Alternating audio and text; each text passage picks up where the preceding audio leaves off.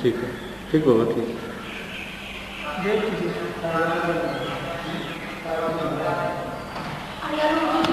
पंहिंजो हिन जश्निया जे हवाले सां जेको प्रोग्राम कयो आहे इन जो बाक़ाइदा आगाज़ तिलावत कलाम पाक सां कंदासीं। तव्हांखे ख़बर हुजे त हीउ 15 अगस्त आहे, पर जेको असांजो प्रोग्राम हदफ़ आहे 14 अगस्त आहे। हीउ प्रोग्राम 14 अगस्त जे हवाले सां आहे। 14 अगस्त ते असांजो हीउ प्यारो मुल्क पाकिस्तान आज़ादु थियो हुयो। इन जे लाइ मां हिन पंहिंजे बाबरकत प्रोग्राम जी तिलावत कलाम पाक सां शुरूआत कंदुमि। तिलावत कलाम पाक जे लाइ मां हिन मदरसे जे उस्ताद मोहतरम हाफ़िज़ उमर फारूक खे गुज़ारिश कंदुमि त अचे हिन प्रोग्राम जो आगाज़ करे। हाफ़िज़ उमर फारूक।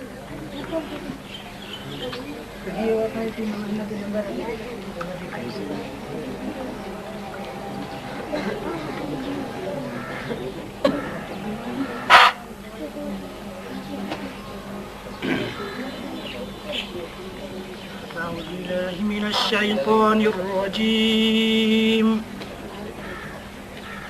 بسم الله الرحمن الرحيم.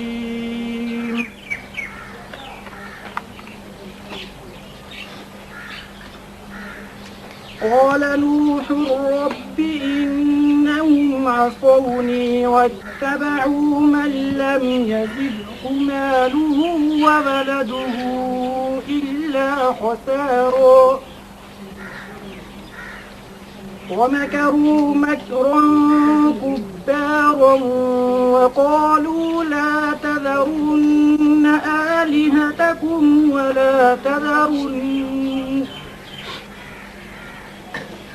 ولا تذرن ودا ولا سواعا ولا يغوث ويعوق ونسرا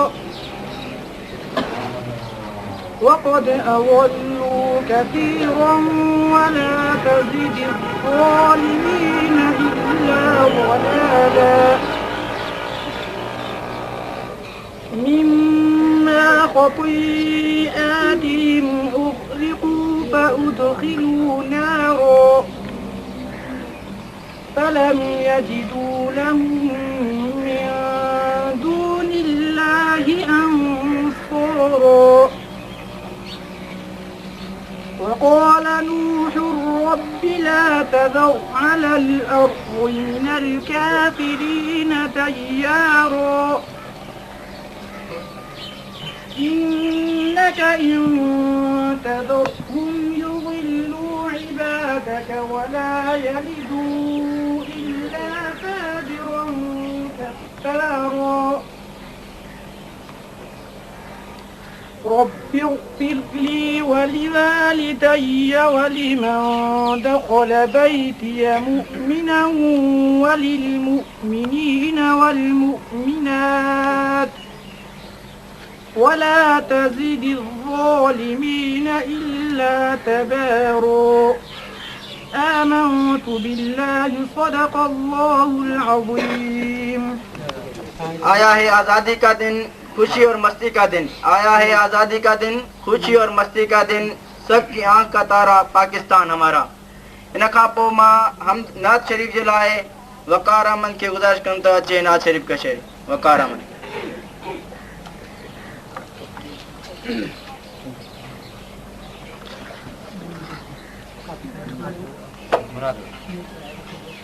ہر پاس لنگر چیا، ہر پاس لنگر چیا، پیری پیارا پاک اچیا، گلن جی موسم میں، گلن جی موسم میں.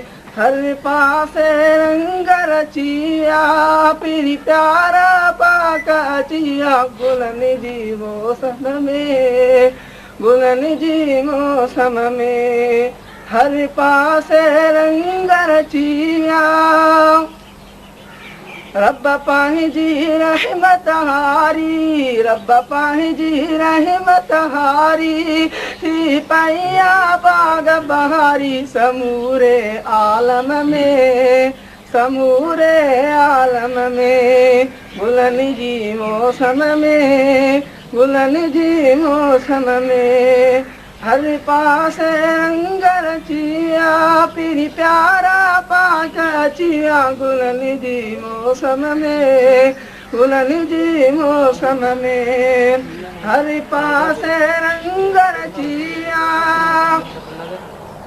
जॾहिं मिठड़ा मदनी जाया जॾहिं मिठड़ा मदनी जाया तॾहिं किसरा कंद दुकाया खुशी थी उन जम में खुशी थी उन जम में खुशी थी उन जम में गुलनि जी मौसम में हर पासे रंग रचिया पीरी प्यारा पाक अचिया गुलनि जी मौसम में गुलनि जी मौसम में हर पासे रंग रचिया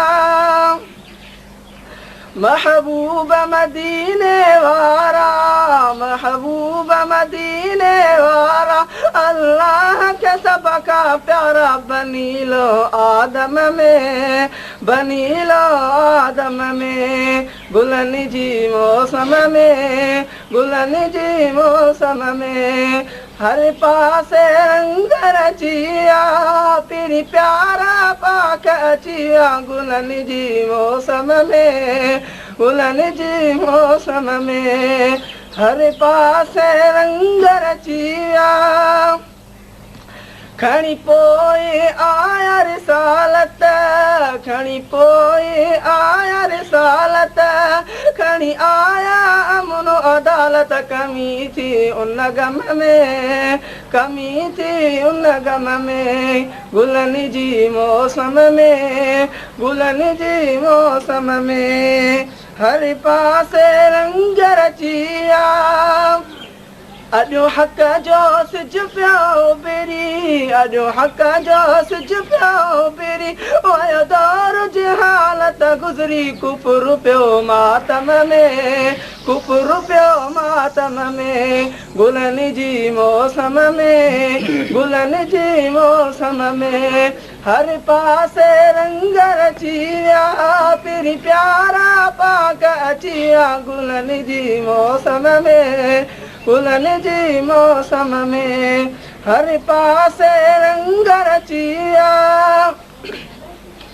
मौलूद मिठनि जा लिखिबा मौलूद मिठनि जा लिखिबा चाहत रफ़ीक पढ़बा जैसी अदम दम में जैसी अदम दम में गुलनि जी मौसम में गुलनि जी मौसम में हर पासे रंग रचिया पीरी प्यारा पाक अचिया गुलनि जी मौसम में गुलनि जी मौसम में हर पासे रंग रचिया दुनिया जो सुकून मसलत दुनिया जो सुकून मसलत उक़बा में रखी रब जन्नत आलबवी परचम में आलबवी परचम में गुलनि जी मौसम में गुलनि जी मौसम में हर पासे रंग रचिया पीरी प्यारा पाक अचिया गुलनि जी मौसम में गुलनि जी मौसम में हर पासे रंग रचिया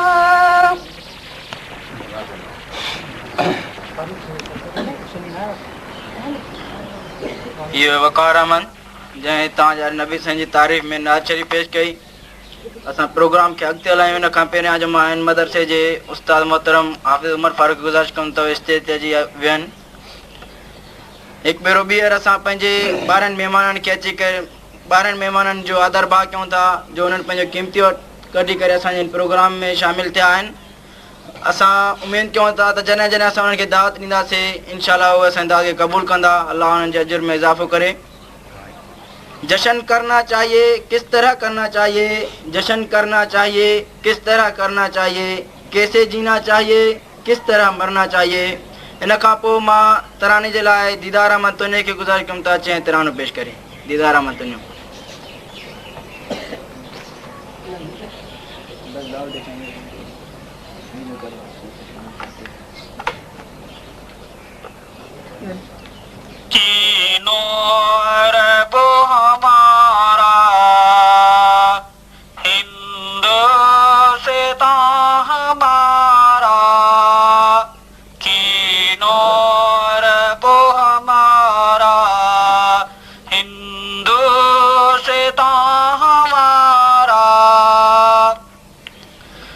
مسلم ہے ہم وطن ہے سارا جہاں ہمارا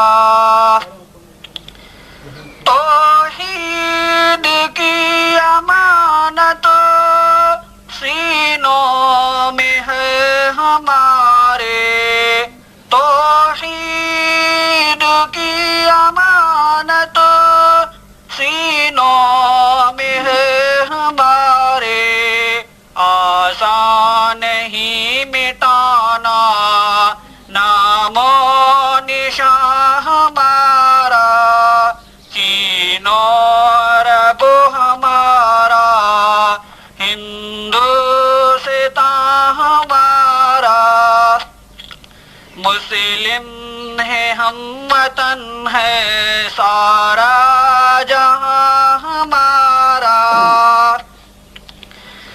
دنیا کے بت قدوں میں پہلا وہ گھر خدا کا دنیا کے بت قدوں میں پہلا وہ گھر خدا کا ہم اس کے پاس باہیں وہ پاس باں ہمارا چین و عرب ہمارا ہندوستان ہمارا مسلم ہے ہم وطن ہے سارا جہاں ہمارا تیغوں کے سائے میں ہم پل کر جوان ہوئے ہیں تیغوں کے سائے میں ہم پل کر جوان ہوئے ہیں خنجر ہلال کا ہے قومی نشان ہمارا چین و عرب ہمارا ہندوستان ہمارا مسلم ہے ہم وطن ہے سارا جہاں ہمارا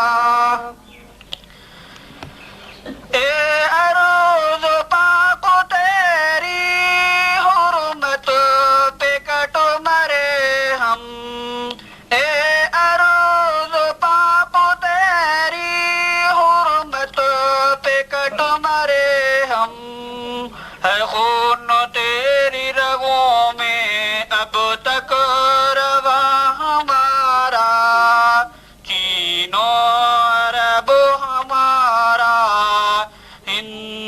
ہندوستان ہمارا مسلم ہے ہم وطن ہے سارا مسلم ہے ہم وطن ہے سارا جہاں ہمارا چین و عرب ہمارا ہندوستان ہمارا مسلم ہے ہم وطن ہے سارا جہاں ہمارا اقبال کا ترانہ گانگے ذرا ہے گویا اقبال کا ترانہ گانگے ذرا ہے گویا ہوتا ہے جادو پیما پھر کارواں ہمارا چین و عرب ہمارا ہندوستان ہمارا مسلم ہے ہم وطن ہے سارا جہاں ہمارا مقام تیرا عظیم تر ہے وطن کی مٹی جہاں میں سارے مقام تیرا عظیم تر ہے کہیں بھی تجھ سا حسین نہ دیکھا جہاں تک میری نظر گئی ہے ان کھاں پوء मां हिन प्रोग्राम जा इफ्तिताही कलमात पेश करण जे लाइ हिन मदरसे जे उस्ताद मोहतरम मौलाना कुतुबुद्दीन भुट्टो खे गुज़ारिश कंदुमि त अचे ऐं हिन प्रोग्राम जा इफ्तिताही कलमात पेश करे मौलाना कुतुबुद्दीन भुट्टो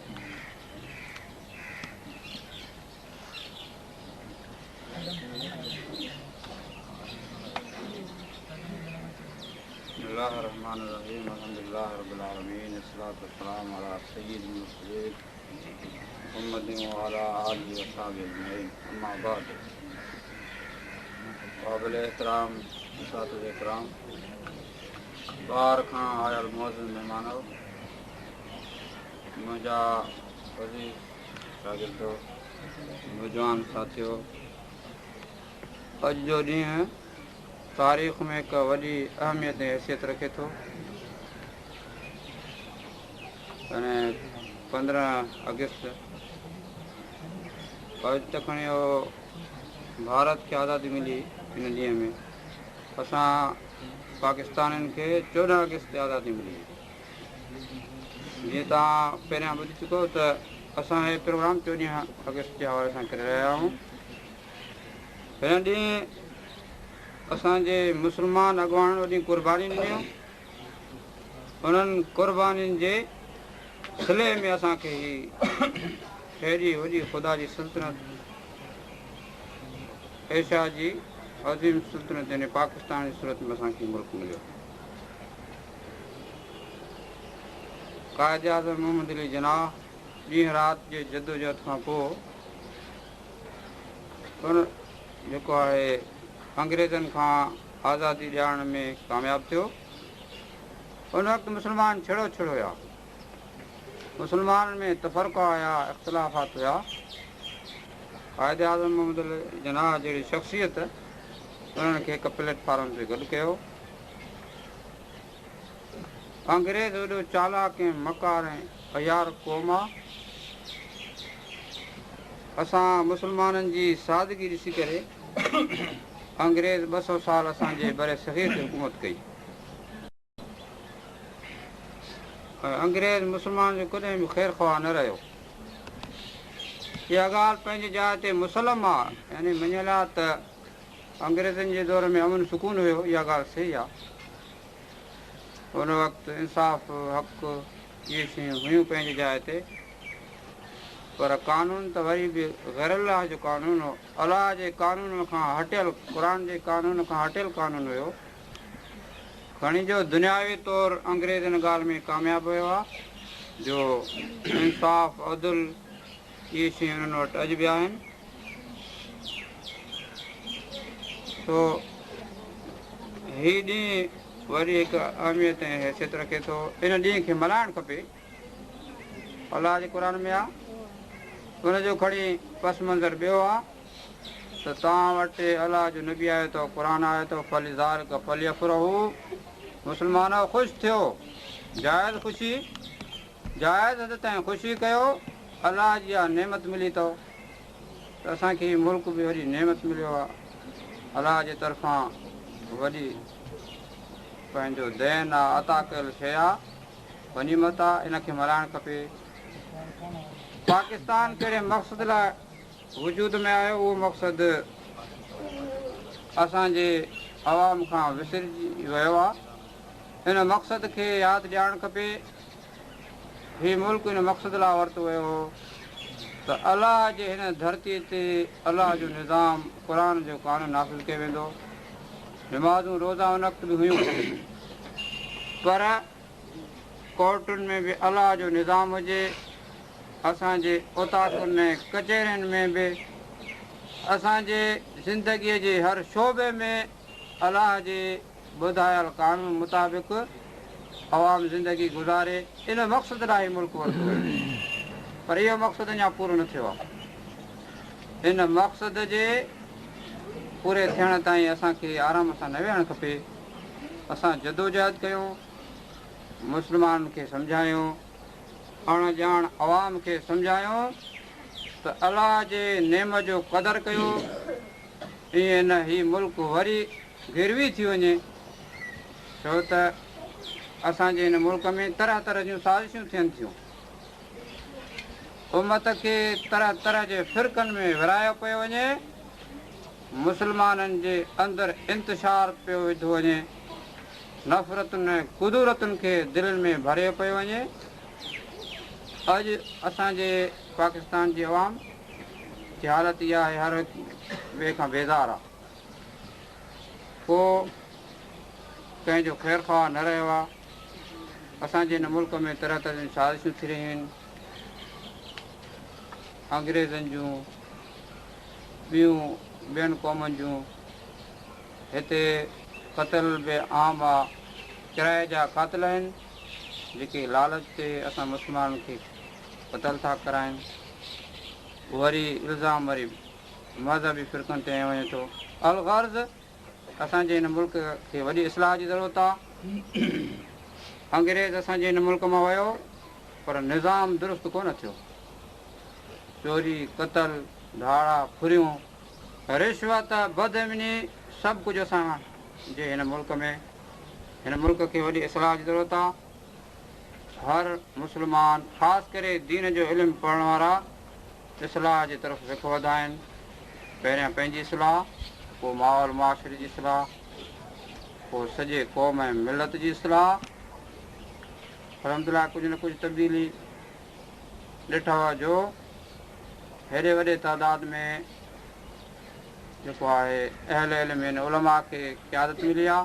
सरहद सूबे में कुझु बलूचिस्तान में असांजे सिंध जी हालत पोइ ते आहे। इन हालत खे बदिलाइणो आहे। इहा हालत तॾहिं सुधरंदी जॾहिं असां महिनत कयूं। असां पंहिंजनि ॻोठनि में इस्लाह कयूं, इस्लाह जो फ़रीज़ सर अंजाम ॾियूं। असां मुस्लमाननि जो ज़हन अलाह जे क़ुर ॾे मोड़ियूं। असांजा मुस्लमान अण ॼाण आहिनि, उन्हनि खे अलाह जी निमाज़ुनि ॾांहुं नेकियुनि ऐं चङियानि ऐं भलाइनि जे कमनि ॾांहुं उन्हनि जो ज़हन फेरियूं। पहिरियों शर्त पंहिंजी इस्लाह आहे। त मुंहिंजा अज़ीज़ तलबा ऐं वेठल शुरका, मां इहो तव्हांजे साम्हूं उमेदु कयां थो अलाह रब्बुल इज़्ज़त जी ज़ात खां त अॼु खां इहो कमु शुरू कंदव। हितां उथण खां पोइ हर हिकु पंहिंजी हैसियत मुताबिक़ जेके अलाह जेतिरी सलाहियत ॾिनी आहे इस्लाह जी तरफ़ विख वधाईंदो, इस्लाह ऐं सुधारे जो कमु कंदो। ऐं हिन में मायूस थियण जी ॻाल्हि न आहे। अलाह ते तवकुल जंहिं बि कयो आहे अलाह हुनजी मदद कई आहे। पहिरीं पंहिंजी इस्लाह, पोइ क़ौम माहौल मुआशिरे ऐं मिलत जी इस्लाह। शार अलाह साईं असांखां दीन जो कमु वठे। पाकिस्तान जंहिं मक़सद लाइ ठाहियो अलाह साईं हुन में असांखे कामयाबु करे। वाख़िर दअवाना अल्हम्दुलिल्लाह रब्बिल आलमीन।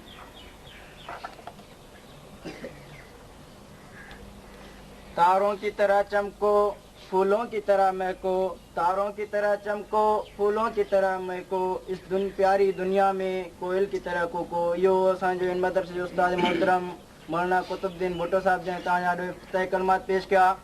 इन खां पोइ असांजो सवाल जवाब जो मुक़ाबिलो शुरू थींदो। इन जे लाइ मां हिन मदरसे जो उस्ताद मोहतरम ग़ुलाम सरवर भुट्टो जी गुज़ारिश कंदुमि त अचनि पंहिंजो प्रोग्राम जो शुरूआत कनि। मौलाना ग़ुलाम सरवर भुट्टो साहिब।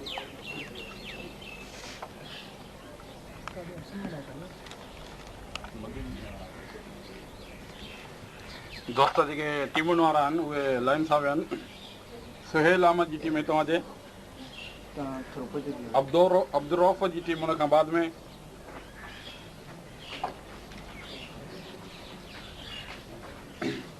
वाजिद तुनियो,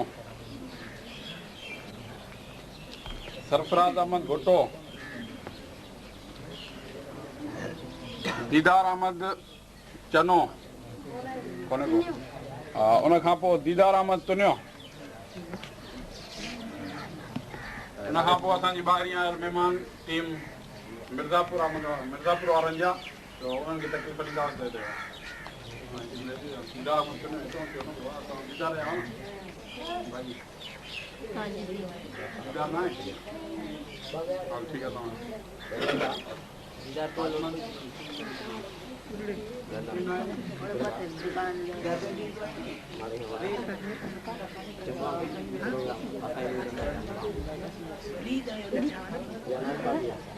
दोस्त ॿुधंदा हलनि त असांजे प्रोग्राम जा कुझु शर्त ऐं शरात आहिनि।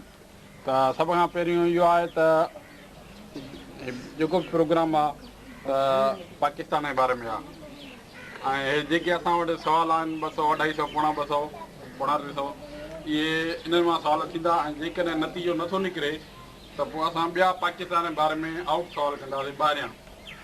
जेको कंहिं बि टीम खे असांखे में न ॿुधायोसीं ऐं इहो छो त इहो नतीजो न निकिरे त हुन लाइ ज़रूरी आहे त को न को नतीजो कढण लाइ असां आउट सवाल कंदासीं।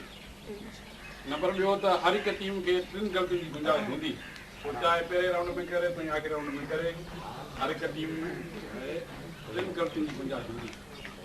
जीअं पहिरें राउंड में 3 ग़लतियूं कयूं त उहा टीम पहिरें राउंड में आउट थींदी ऐं हर राउंड में 5-5 सवाल पुछिया वेंदा।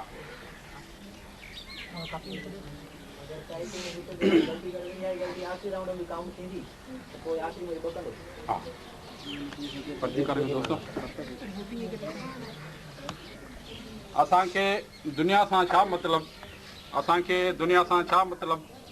मदरसो आहे वतन पंहिंजो, मदरसो आहे वतन पंहिंजो, किताबनि में दफ़न थींदासीं, वरक थींदा कफ़न पंहिंजो। जी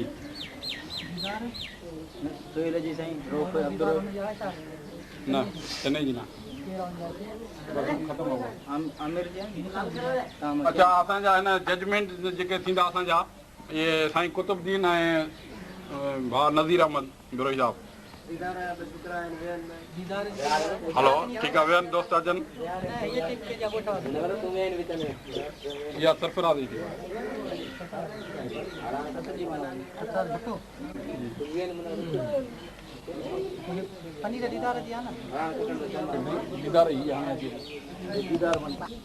हा। असांजो सभ खां पहिरीं सुवालु आहे सुहेल अहमद जी टीम खां। ॿुधायो त शिमला वफ़द जो मुहर्रिक केरु हुयो? अधु मिंट जो टाइम हूंदो, अधु मिंट में जेको टाइम जवाबु ॾेई सघो त ठीकु आहे। ऐं दुको जेको आहे पहिरियों लॻंदो, जेको पहिरियों सही त सही, ग़लति त ग़लति। शिमला वफ़द जो मुहर्रिक केरु हुयो? नवाब मोहसिन मलिक, जवाबु सही आहे।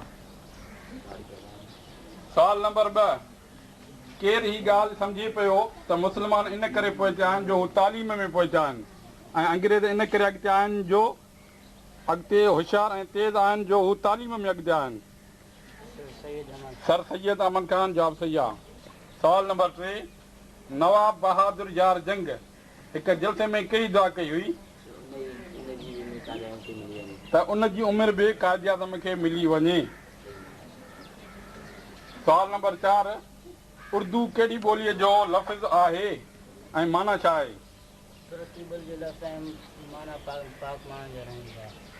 माना जवाबु सही आहे।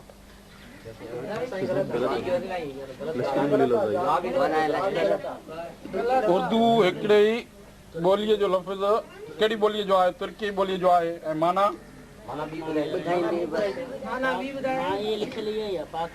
लश्कर लिखियल आहे। अब्दुल साईं त पोइ ग़लति आहे गुंजाइश न आहे न। सवाल, अंग्रेज़ सरकार खां पंहिंजी हैसियत मञण ऐं धार चूंडनि जो हक़ वठण लाइ कहिड़ी तारीख़ ते मुस्लमान जो हिकु वफ़द सर आगा खान जी क़यादत में शिमला में वायसरा हिंसा मिलियो? कहिड़ी तारीख़ ते? जवाबु सही आहे। हिकु पहिरीं टीम जी पहिरीं ग़लती जेका अॻिते हली हुनखे धकु ॾेई सघे थी। ॿी टीम आहे ज़करिया जी अब्दुरौफ़ जी। सवाल आहे पहिरियों, पाकिस्तान जे सभ खां वॾो डिघो पाकिस्तान में सभ खां वॾो माण्हू कहिड़ो आहे जेको हाणे गुज़ारे वियो आहे? आलम चनो, जवाबु सही आहे।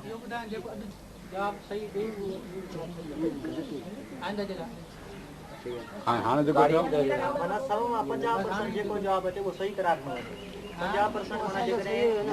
करार ॾिनो वियो 1973 में, जवाबु सही आहे। पाकिस्तान जी सभ खां वॾी बंदरगाह कहिड़ी आहे?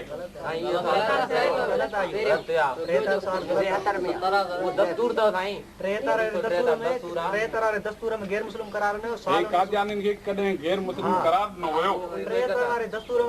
ख़तम कयो वियो 31 मई 1970 ते गैर मुस्लिम करार न ऐं आउट वरी 73 वारे आई। पर्चन में जेको जवाब ईअं लिखियल आहे, ॾिसो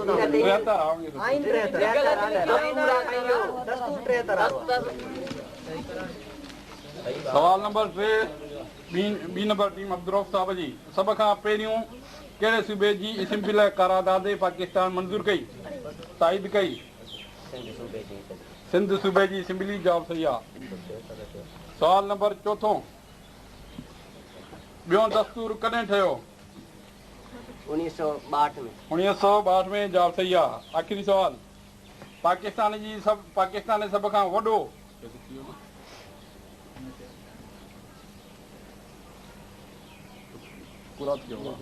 सवाल नंबर पहिरियों वाजिद खान। आराम सां अधु मिनट अथव।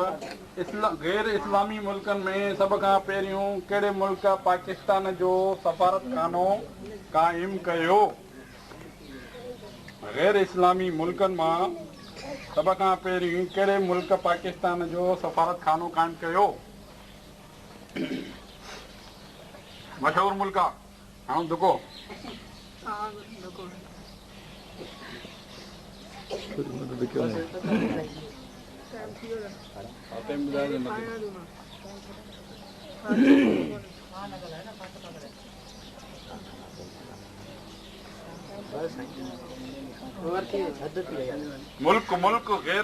गैर इस्लामी मुल्क।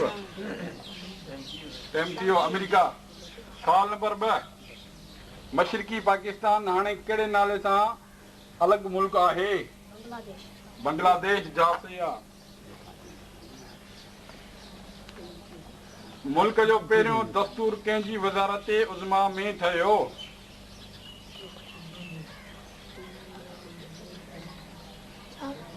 मुल्क जो पहिरियों दस्तूर कंहिंजी वज़ारत उज़्मा में ठहियो? ग़लति। मोहम्मद अली चौधरी। मोहम्मद अली चयो त बि सही थी वञे। दादा 2 ग़लतियूं थी वियूं। तव्हांखे 1 ग़लतीअ जी गुंजाइश आहे, पोइ ग़लतीअ जी गुंजाइश निश्ता। मग़रिबी ऐं मशरकी पाकिस्तान जे विच में केतिरो फ़ासिलो आहे ऐं विच में कहिड़ो मुल्क आहे? विच में कहिड़ो मुल्क आहे?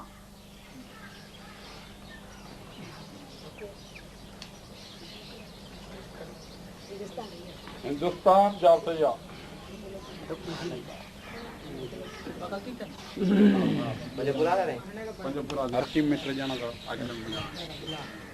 सवाल नंबर पहिरियों आहे राधा सरफराज।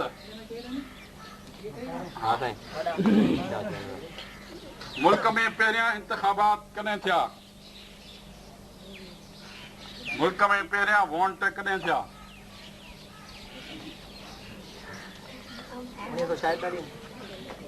1956। जवाब ग़लति आहे। सवाल नंबर 2 1930 में मुस्लिम लीग जो सालियानो इजलास किथे थियो ऐं सदारत कंहिं कई? 1930 में मुस्लिम लीग जो सालियानो इजलास किथे थियो ऐं सदारत कंहिं कई? सदारत अलामा इकबाल कई। हा, किथे थियो? अलाहाबाद में थियो। जवाब सही आहे। सवाल नंबर 3 हिंदुनि जी सियासी तंज़ीम इंडियन नेशनल कांग्रेस कॾहिं ठही? 28 दिसंबर 1885। 1885। जवाब सही आहे। सवाल नंबर 4 पाकिस्तान जी सभ खां वॾी रेडियो स्टेशन कहिड़ी आहे? किथे आहे? इस्लामाबाद। कांग्रेस पंहिंजो सालाना इजलास बम्बईअ में कॾहिं करे पई? 1915 में। 1915 में। जवाब सही आहे। तव्हांजी हिकिड़ी ग़लती लिखंदो था वञो।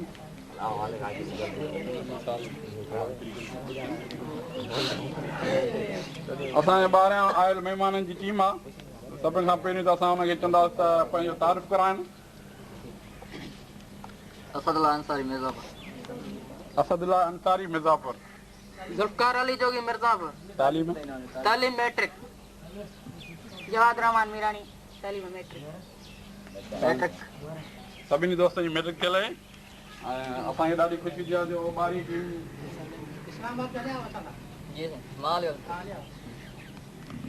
हा। पहिरियों सुवालु आहे बुनियादी जमहूरियत जो निज़ाम नाले हिकु नओं निज़ाम कंहिं नाफ़िज़ कयो? सदर अयूब। जवाब सही आहे। मुस्लिम लीग अंग्रेज़ हुकूमत ख़िलाफ़ कॾहिं क़दम खयो जंहिंमें लक़ब ऐं ख़िताब वापसि कया? कहिड़ी तारीख़ साल में कयो? मार्च 1946 1946 सही आहे, बाक़ी मार्च न आहे, 14 अगस्त आहे। मार्च 50% सही आहे। जवाब सही आहे। 1962 वारे दस्तूर में मुल्क जो नालो छा हुयो? जमहूरिया पाकिस्तान। जमहूरिया पाकिस्तान। सवाल नंबर 4, कायद आज़म खे बाबाए क़ौम जे लक़ब सां सभ खां पहिरियों कायद आज़म खे बाबाए क़ौम जो लक़ब सभ खां पहिरियों कंहिं ॾिनो? काज़ी अली अकबर अली। काज़ी मोहम्मद अकबर। जवाब सही आहे। संगढ़ जो पुराणो नालो छा आहे? सनहड़ी।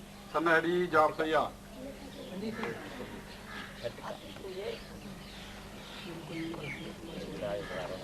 ताज मोहम्मद जी टीम बदरुद्दीन, सद्दाम ऐं ताज मोहम्मद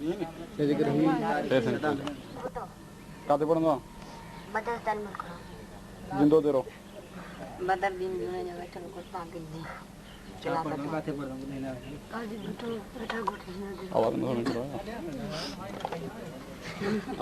नंबर पहिरियों आहे ताजुद्दीन साहब, कायद आज़म जा रहनुमा उसूल ॿुधायो। ईमान इताअत तंज़ीम। ईमान इताअत तंज़ीम। जवाब सही आहे। पाकिस्तान जो सभ खां वॾो फ़ौजी एज़ाज़ कहिड़ो आहे? निशाने हैदर। जवाब सही आहे। सवाल, सयालकोट कंहिंजो शहर आहे? अलामा इकबाल। अलामा इकबाल जो। कराची जो पुराणो नालो छा आहे? कराची।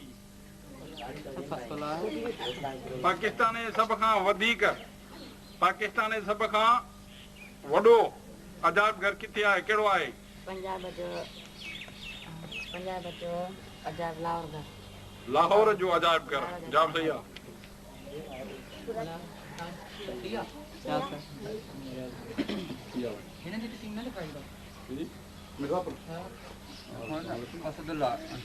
मारू सोशल वेलफेयर मदरसा तालीम कुरान जिंदगी मदरसा तालीम भुट्टो बैठल को जिंदा दरो मदरसा तहफीजुल कुरान जिंदा दरो अब्दुल कुद्दूस जकरो बैठल को दाढ़ी जाकर मदरसा तहफीजुल कुरान जिंदा दरो। दादा तव्हां दोस्तनि खां पहिरियों सवाल आहे, खेरपुर डिवीज़न वारी ज़मीन कहिड़े नाले सां मशहूरु आहे?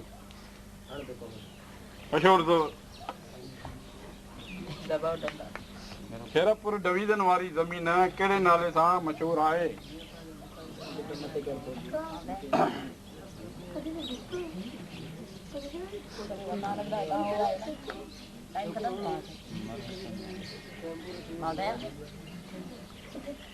टिनि ग़लतियुनि जी गुंजाइश आहे, सोचो सोचो। न थियो आहे, तकड़ छो था कयो, पाण ते वारो ईंदो।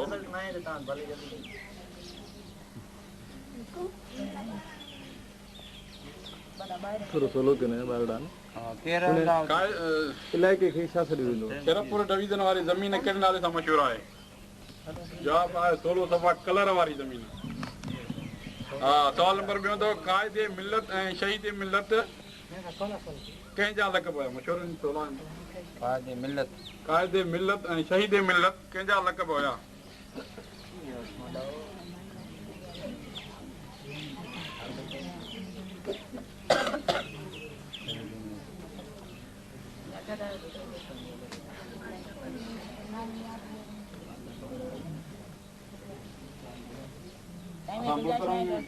लाका साहब जिन खे दावत ॾींदासीं।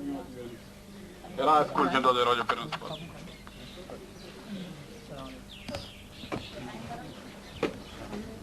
टाइम ख़तम थी वियो। तव्हांखे ग़लतीअ जी गुंजाइश न आहे। आख़िरी सवाल अथव, आख़िरी सवाल नथो, ग़लती जी हिकिड़ी गुंजाइश अथव। लियाकत अली खान जा आख़िरी लफ़्ज़ कहिड़ा हुया? जॾहिं मरे पियो, शहीद थिए पियो, तॾहिं कहिड़ा लफ़्ज़ आख़िरी? पाकिस्तान जी हिफ़ाज़त अल्लाह ए अल्लाह पाकिस्तान जी हिफ़ाज़त कजांइ। जवाब सही आहे। पाकिस्तान जे सभ खां वॾो कारखानो किथे आहे? कहिड़ो आहे? पाकिस्तान जे सभ खां वॾो कारखानो कहिड़ो आहे?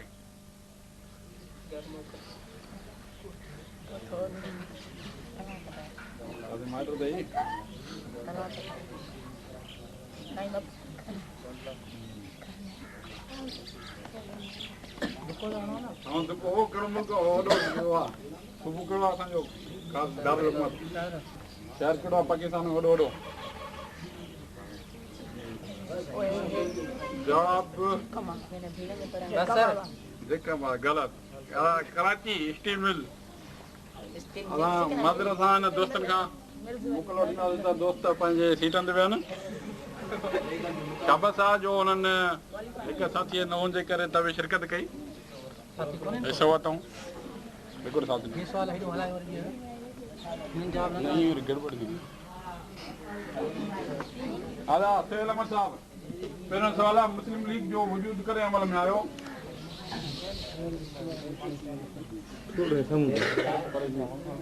मुस्लिम लीग जो वजूद कॾहिं अमल में आयो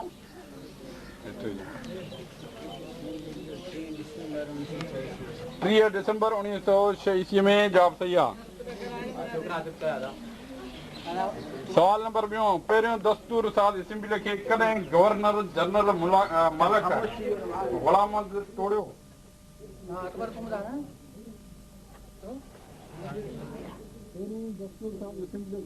कॾहिं गवर्नर जनरल मलक गुलाम अहमद तोड़ियो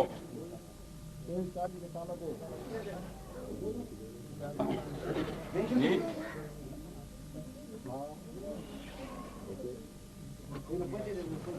24 अक्टूबर 1953 पाकिस्तान जे सभ खां वॾी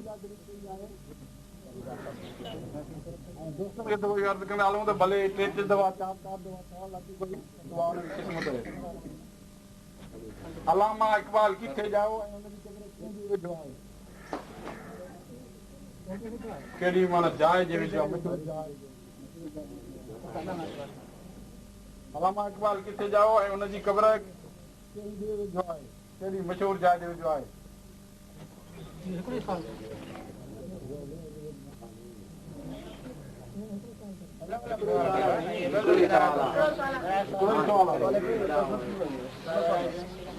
अलामा इक़बाल किथे जाओ ऐं हुनजी कब्र किथे आहे ऐं कंहिंजे वेझो आहे अलामा इक़बाल किथे जाओ ऐं हुनजी कब्र कंहिंजे वेझो आहे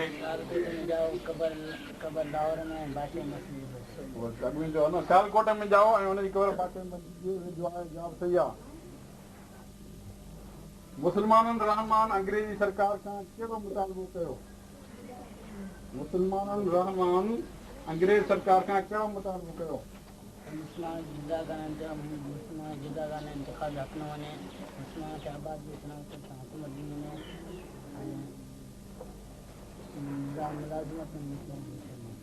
जवाब सही आहे 5 साल पूरा 1898 जवाब सही आहे पाकिस्तान जे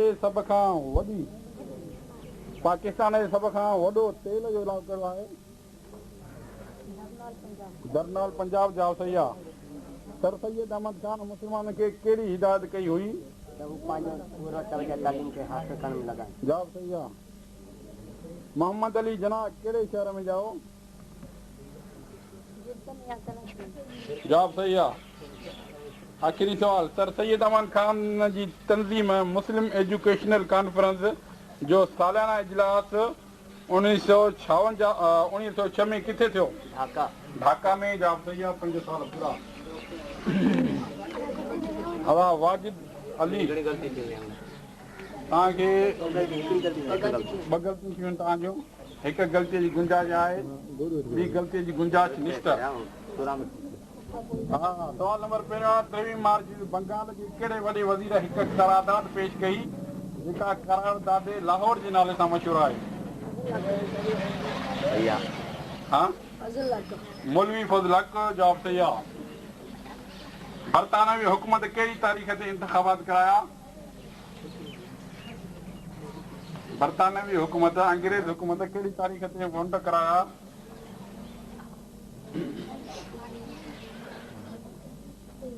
कहिड़े महीने ऐं साल में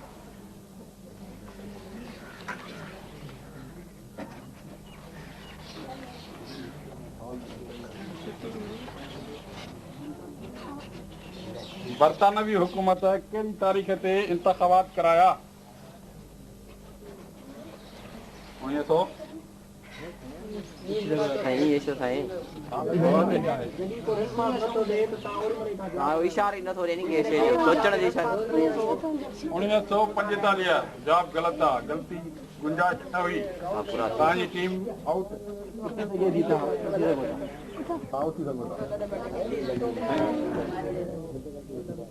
तंहिं करे तवजो ऐं गौर खां पोइ जवाब ॾियो मुस्लिम लीग जा अगराज़ मक़ासिद कहिड़ा आहिनि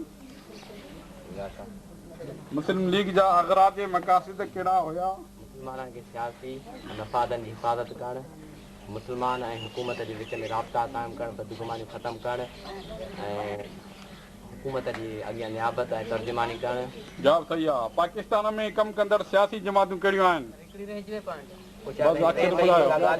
मुस्लिम लीग पाकिस्तान पीपल्स पार्टी जमीयत उलमा पाकिस्तान जमीयत उलमा इस्लाम तहरीक इंसाफ सर सैयद अहमद खान कॾहिं पैदा थियो 17 अक्टूबर 1817 में 1857 जी जंग आज़ादी नाकाम थियण खां बाद सर सैयद हिकु किताबु लिखियो उनजो नालो ॿुधायो असबाब बगावत हिंद जवाब सही आहे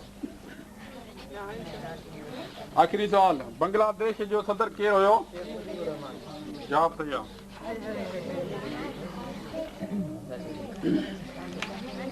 आयल महिमान टीम मिर्ज़ापुर वारनि जी सवाल नंबर आहे दोस्तनि खां पहिरियों सवाल यौम शौकत इस्लाम कंहिंजी अपील ते मल्हायो हुयो मौलाना मोदूदी रहमतुल्लाह अलैह ते जवाब सही आहे सवाल नंबर हिंदुस्तान जो आख़िरी वाइसराय केरु हुयो जवाब सही आहे हिकिड़ी पार्टी पाकिस्तान जे शदीद मुखालिफ़त कई कंहिं कांग्रेस जवाब सही आहे पहिरीं स्टील मिल जो इफ्तिताह कंहिं कयो ज़ुल्फ़िकार अली भुट्टो पाकिस्तान जे सदरनि जा नाला ॿुधायो पाकिस्तान जे सदरनि जा नाला ॿुधायो जेके सदर थी गुज़रिया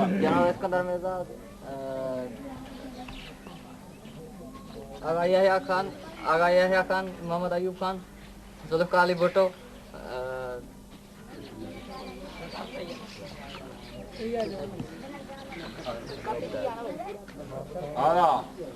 टीम आहे ताजमहल जी टीम लंडन में कॾहिं हिकु शाख क़ाइमु कई वई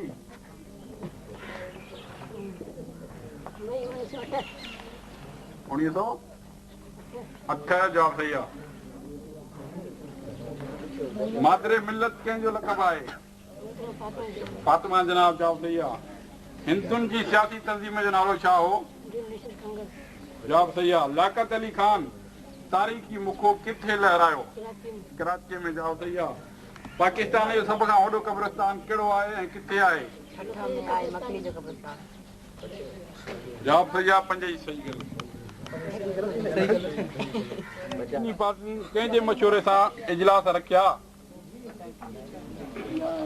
1916 में लखनऊ में वरी ॿिन्ही पार्टियुनि कंहिंजे मशूरे सां पंहिंजा इजलास रखिया जनाब जे मशूरे सां जवाब सही आहे पाकिस्तान जो पहिरियों दारुल हुकूमत कहिड़ो हुयो पाकिस्तान जो पहिरियों दारुल हुकूमत कहिड़ो हुयो ग़लति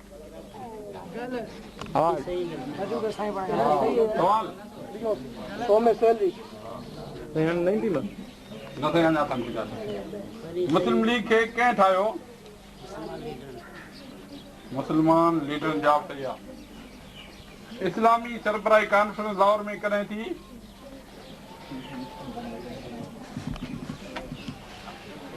इस्लामी सरबराही कॉन्फ्रेंस लाहौर में कॾहिं थी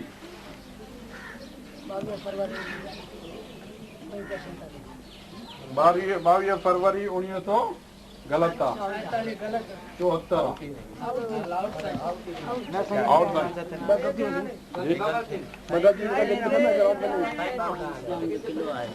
पाकिस्तान इस्लाम जो किलो आहे जवाब सही आहे अब्दुर्रऊफ़ जी टीम जवाब सही आहे दरिया अब्बासीन कहिड़े दरिया खे चवंदा आहिनि दरिया सिंध जवाब सही आहे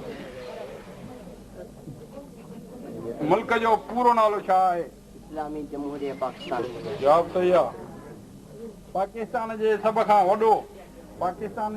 खां वॾो वापारी मर्कज़ कहिड़ो आहे? कराची। जवाब सही आहे। मुल्क जो पहिरियों दस्तूर कॾहिं ठहियो? 1956। जवाब सही आहे। 5 पूरा।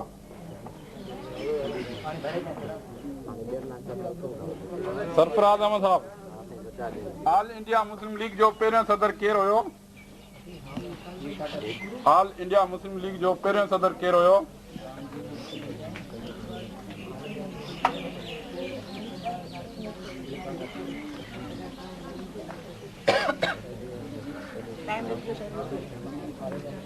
टाइम ॾिजां नज़ीर।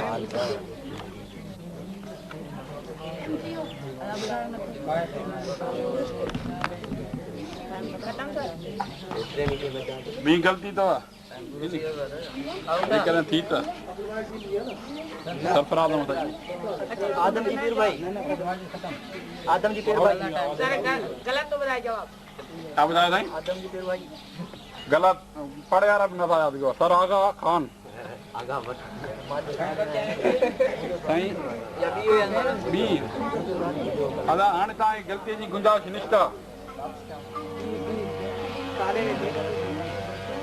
मज़दूरनि जो आलमी ॾींहुं कहिड़ी तारीख़ ते मल्हायो वेंदो आहे? जी 1 मई। जवाब सही आहे। आइन साज़ करारदाद मक़ासिद कॾहिं मंज़ूर कयो? आइन साज़ असेंबली आहे करारदाद मक़ासिद कॾहिं मंज़ूर कयो? आइन साज़ करारदाद असेंबली करारदाद मक़ासिद कॾहिं मंज़ूर कयो? जोड़ी भाई 1955 में आइन साथ करा।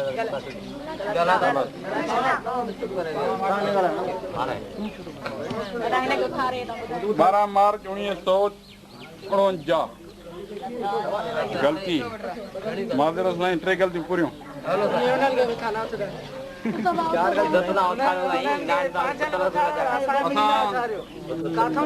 सरफराज अहमद जो शुक्र आहे जो हुननि असांजे प्रोग्राम में हिसो वठो। असां बलोचिस्तान बढ़िया है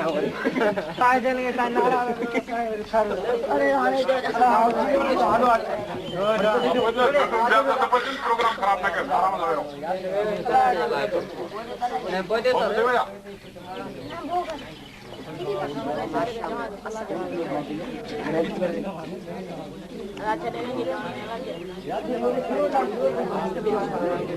हाँ सही है। आप बाहर यहाँ मेहमान टीम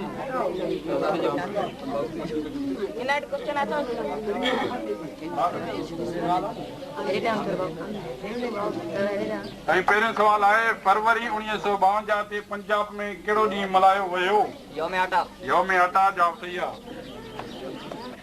उन वक़्तु जना कांग्रेस जो छा हुयो माना 1915 में?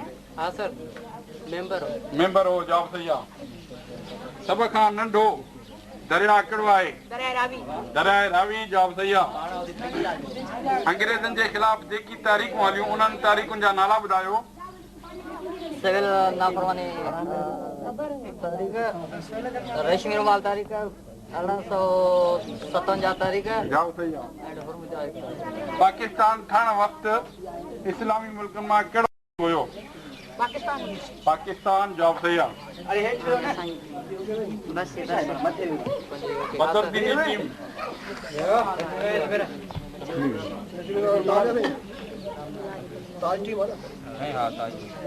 ताजुद्दीन साहब मशरिकी पाकिस्तान खां कॾहिं अलॻि थियो? 1952। जवाब ग़लति आहे। घणी ग़लतियूं थी चुकियूं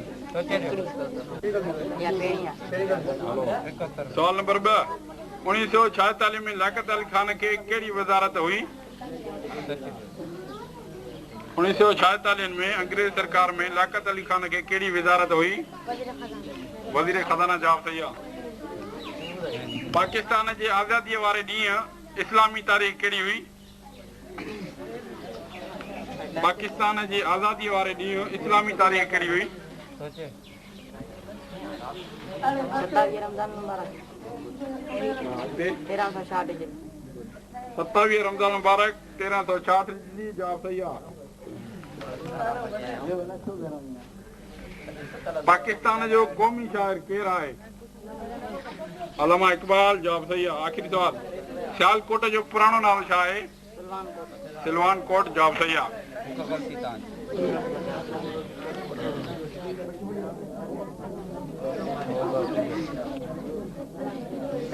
सहेल अहमद साहब, पाकिस्तान जी सभ खां वॾी रेलवे स्टेशन कहिड़ी आहे?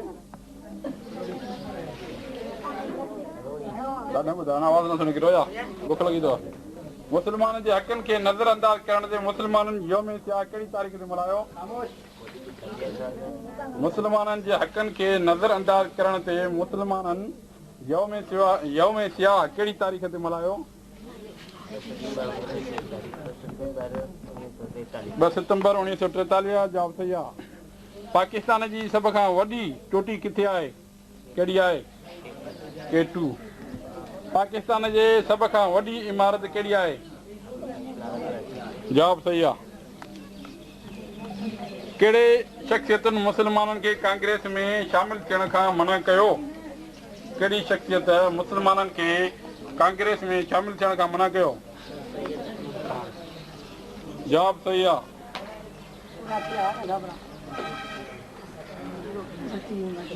अब्दुल रऊफ़ साहब, मुस्लिम लीग जो पहिरियों मुतालबो हुयो त मुस्लमान खे धार चूंडण जो हक़ ॾिनो वञे। सरकार त उनखे मञी वरितो, पर ॿुधायो त उन मुतालिबे खे कंहिं न मञियो? कांग्रेस जवाब सही आहे। पाकिस्तान जे सभ खां वॾो मीनार कहिड़ो आहे? जवाब सही आहे। शमला वफ़द जी कामयाबी पाकिस्तान तरफ़ां काऊं क़दम हुई? पहिरियों जवाब सही आहे। 23 मार्च ते उन करारदाद में हुकूमत खां कहिड़ी घुर कई वई? करारदाद हुकूमत खां उहा घुर कई वई जिन इलाइक़नि में मुस्लमान घणेई आहे उते मुस्लमाननि जी कुझु मुख़्तियार हुकूमत कान कई। मिंटू पार्क खे हाणे छा चयो वेंदो आहे? जवाब सही आहे।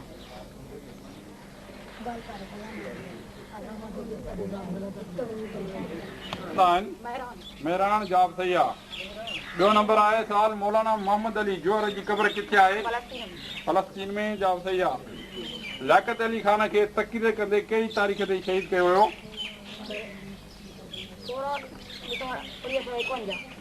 16 अक्टूबर 1951 जवाब सही आहे। लियाकत अली खान जे जनाज़े नमाज़ कंहिं पढ़ाई?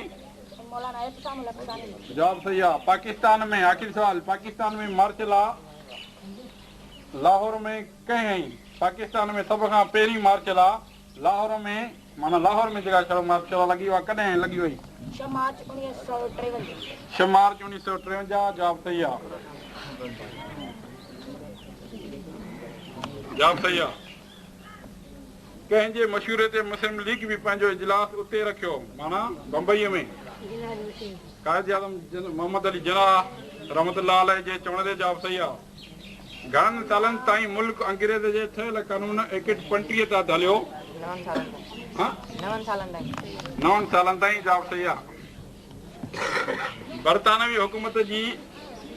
हुकूमत जे इंतख़ाबात कराया, जेके इंतख़ाबात कराया उन में मुस्लिम लीग घणी कामयाबी हासिल कई? 100%। जवाब सही आहे। सिंध खे कहिड़ी वादीअ जे नाले सां सॾियो वञे थो? वादी मेहरान जवाब सही आहे।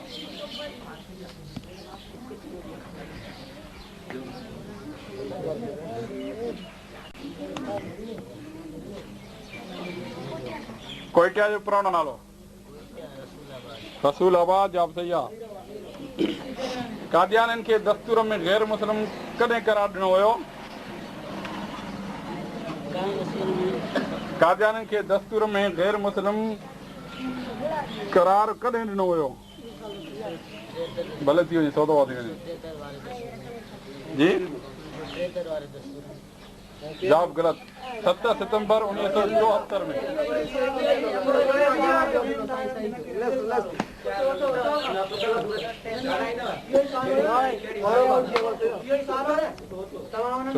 पूरा थिया? जल्दी पूरी शबाब में पहिरीं टीम पहिरियों नंबर खणंदड़ सुहेल अहमद आउट। हा, अब्दुल रऊफ़ साहब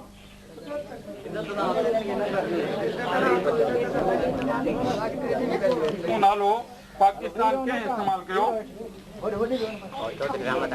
चौधरी रहमत अली जवाब सही आहे। पाकिस्तान जा घणा हिस्सा हुया ऐं कहिड़ा कहिड़ा? पाकिस्तान जा 2 हिस्सा हुया, मशरिक़ी पाकिस्तान ऐं मग़रिबी पाकिस्तान ॿियो मशरिक़ी पाकिस्तान। जवाब सही आहे। 1940 ते मुस्लिम लीग जो 27वां इजलास किथे थियो? लाहौर में। जवाब सही आहे। पाकिस्तान जे सभ खां वॾो सिविल एजाज़ कहिड़ो आहे? सिविल एजाज़ निशान पाकिस्तान। निशाने पाकिस्तान। जवाब सही आहे। पाकिस्तान जे सभ खां घणी गर्मी कहिड़े शहर में पवंदी आहे? चेकमाबाद। जवाब सही आहे। जंहिंखे वञणो आहे उहे आराम सां वञनि, गोड़ न कनि। महिमान टीम, पाकिस्तान जे सभ खां वॾो सहराई यानी रेगिस्तान कहिड़ो आहे? जी थर। जवाब सही आहे। पाकिस्तान जे सभ खां वॾो कारखानो किथे आहे? जवाब सही आहे। पाकिस्तान जो क़ौमी ॾींहुं कहिड़ो आहे?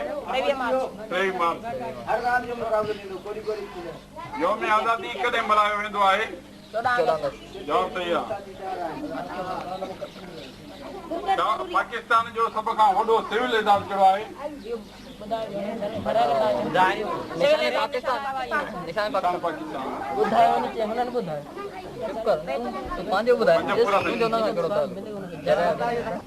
मुक़ाबिलो सख़्तु थी रहियो आहे ऐं माना नतीजो का न का टीम खणंदी पहिरियों ॿियों ऐं टियों टिनी टीमुनि खे नाम मिलंदा। हा, वज़ीर आज़म लियाक़त अली ख़ान खे कहिड़ा लक़ब मिलिया? शहीद मिलत, कायद मिलत।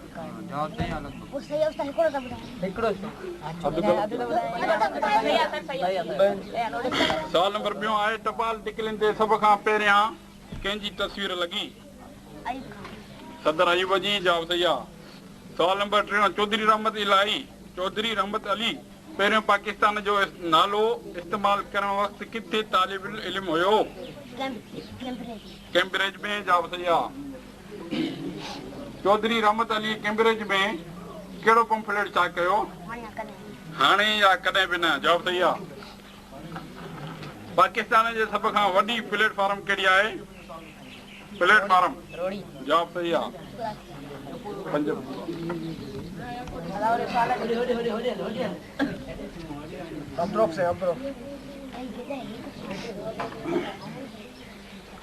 अब्दुरौफ साहब, अलाहाबाद वारे सालाने इजलास में अलामा इकबाल छा फरमायो? अलामा इकबाल जी फरमायो भलो ईअं ई थींदो जो पंजाब सूबे सां थींदो ऐं बलोचिस्तान मुल्क ठाहियो वञे। दोस्त आराम सां वियो। पाकिस्तान कहिड़े नंबर ते रुक़बे लिहाज़ सां वॾो मुल्क आहे? पाकिस्तान कहिड़े नंबर ते रुक़बे लिहाज़ सां वॾो मुल्क आहे? 3 नंबर। जवाब सही आहे।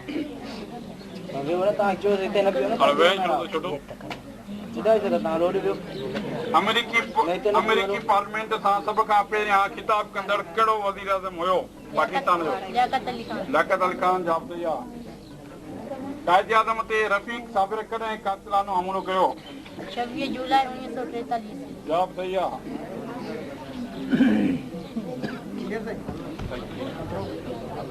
कॾहिं करारदाद पाकिस्तान मंज़ूर कई?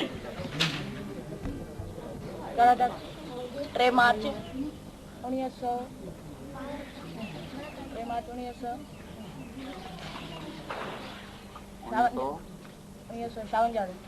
1943 में।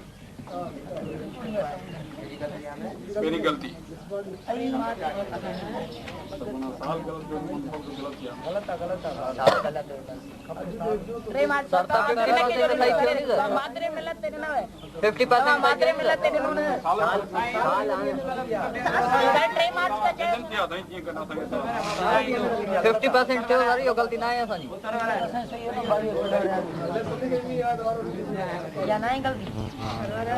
नंबर सवाल आहे। सवाल सही आहे साईं। सवाल सही आहे साईं। चवंदा यौमुल फुरकान कहिड़ी तारीख़ खे चयो वेंदो आहे? 23 मार्च 1940। जवाब सही आहे। इस्लामी मुल्कनि खां सभ खां पहिरियां कहिड़े मुल्क पाकिस्तान खे इस्लामी मुल्क मां सभ खां पहिरियां कहिड़े मुल्क पाकिस्तान में सफ़ारत खानो क़ाइमु कयो? मिस्र। जवाब सही आहे। आख़िरी सवाल, मुफ़क्किर पाकिस्तान कंहिंखे चयो वेंदो आहे? अल्लामा इक़बाल। सही आहे। सही आहे सर, गलत कीअं आहे?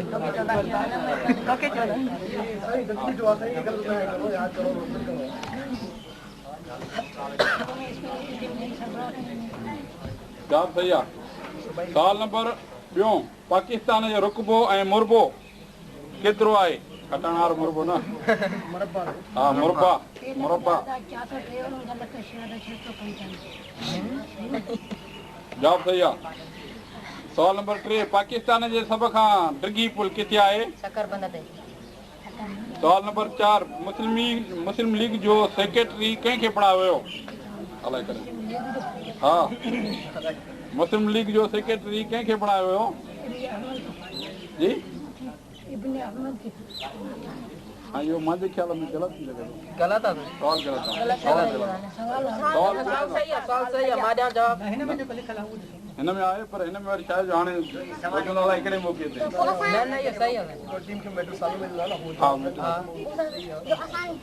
हा ॿुधा, मुस्लिम लीग जो सेक्रेटरी कंहिंखे बणायो वियो?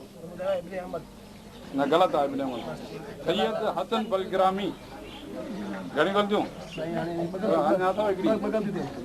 हा, सवाल, आख़िरी सवाल, कायद आज़म जो फरमान ॿुधायो। कायद आज़म जो फरमान ॿुधायो। हा,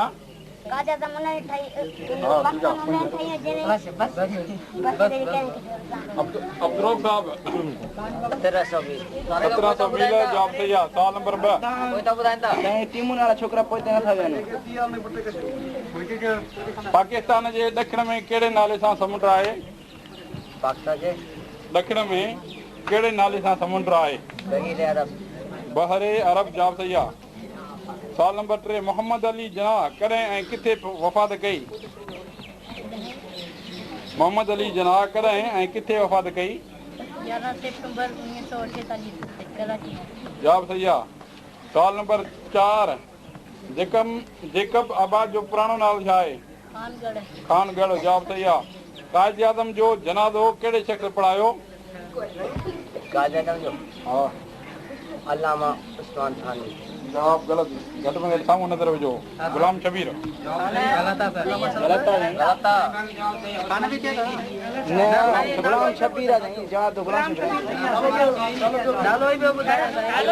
जवाब ग़लति आहे न, हिते जवाब जेको उहो ॾिस।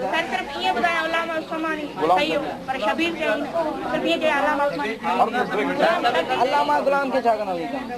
ग़लति आहे। बस भाई गलत है। अल्लामा उस्मान थानवी। थानवी चाहिए थानवी। और ये तो सामने सामने घणी ग़लतियूं साईं? पहिरीं ग़लती अथनि? अलाह अञा अथव न गुंजाइश। ऐं हा, मिर्ज़ापुर। पाकिस्तान में कहिड़ो ॾींहुं मल्हायो वियो? यौम शौकत इस्लाम। जवाब सही आहे। सवाल नंबर आहे, टियों दस्तूर कॾहिं ठहियो? जवाब सही आहे। पाकिस्तान जी सभ खां वॾी बैराज किथे आहे? जवाब सही आहे। पहिरें दस्तूर साज़ असेंबली जो स्पीकर केरु हुयो? हा, सवाल नंबर आख़िरी आहे, वॾो अथव। सर सैयद अहमद खान जी तंज़ीम मुस्लिम एजुकेशनल कॉन्फ्रेंस जो सालाना इजलास 1906 में ढाका में थियो, जंहिंमें हिंदुस्तान जी कुंड कुट खां रहनुमा गॾिजा। उन मौक़े मां फ़ाइदो वठी उते छा ठाही वई? सियासी तंज़ीम। सियासी तंज़ीम।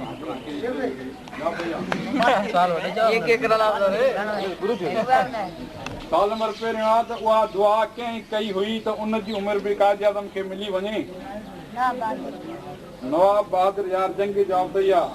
सवाल नंबर ॿियो आहे, मिस्टर मोहम्मद अली जिनाह मुस्लिम लीग में कॾहिं शामिल थियो? 1913 में। जवाब सही आहे।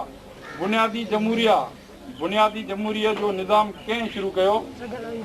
जवाब सही आहे। अलामा इक़बाल कॾहिं ऐं किथे जाओ? अलामा इक़बाल 9 नवंबर 1877 सियालकोट में जाओ। जवाब सही आहे। आख़िरी सवाल, पाकिस्तान जो क़ौमी गुल कहिड़ो आहे? जवाब सही आहे।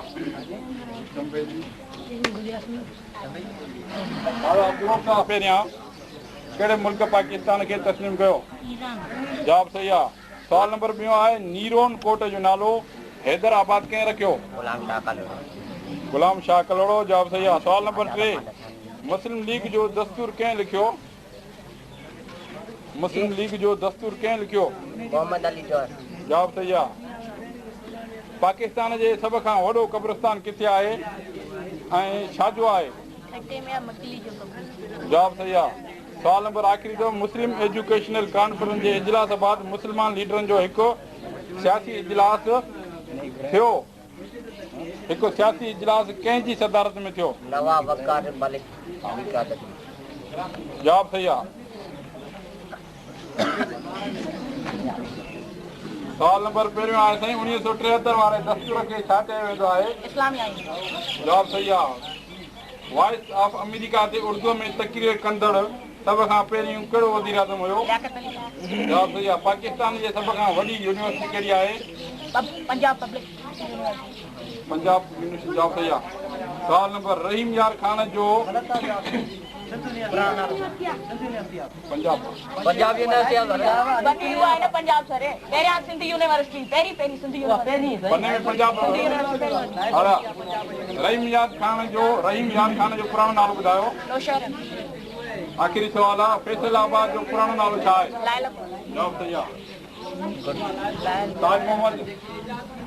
अच्छा पाकिस्तान जी सभ खां घणी सर्दी किथे पवंदी आहे? पाकिस्तान जे में सभ खां घणी सर्दी किथे पवंदी आहे? कहिड़े शहर? ग़लति।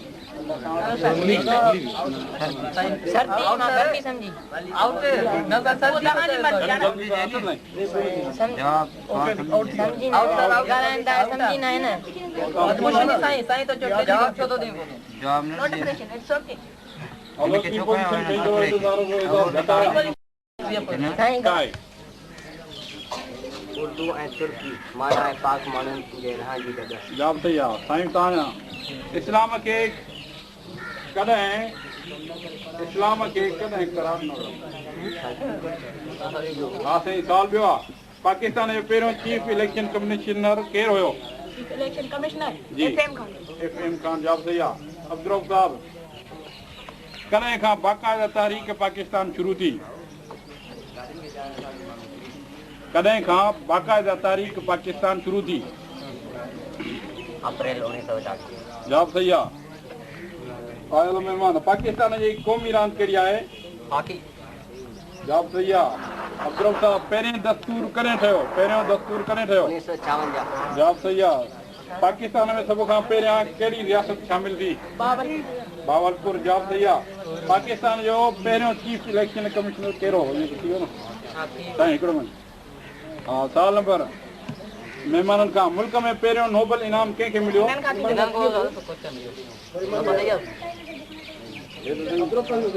ॿुधायो।